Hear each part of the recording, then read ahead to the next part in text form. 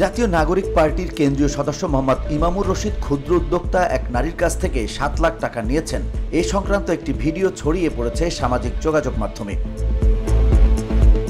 এ নিয়ে এনসিপি নেতা ইমামুর রশিদ জানিয়েছেন, ওই নারী এনসিপির তহবিলে ডোনেশন বাবদ ওই টাকা দিয়েছেন। পরে দলের শীর্ষ নেতাদের কাছ থেকে ব্যক্তিগত অনৈতিক সুবিধা না পেয়ে অসৎ উদ্দেশ্যে ধারণ করা ভিডিওটি অন্যকে দিয়ে ছড়িয়েছেন।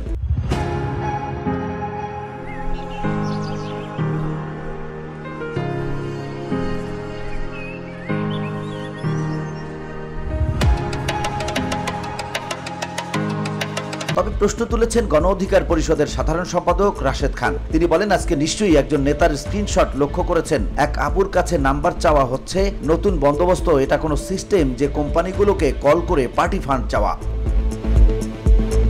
এ সময় তিনি প্রশ্ন ছড়িয়ে দিয়ে বলেন, বড় পার্টি ফান্ড কি আসলেই পার্টির ফান্ডে গেছে নাকি নেতার পকেটে গেছে, সেটা নিশ্চয়ই তদন্ত হতে পারে। সোমবার দুপুরে সামাজিক মাধ্যম ফেসবুকে নিজের আইডিতে দেয়া এক পোস্টে এসব কথা বলেন রাশেদ খান। পরে তিনি বড় পার্টি ফান্ড কি আসলেই পার্টির ফান্ডে গেছে নাকি নেতার পকেটে গেছে প্রশ্ন তুলে তদন্ত হওয়া উচিত বলে মন্তব্য করেন। VOD Bangla news desk.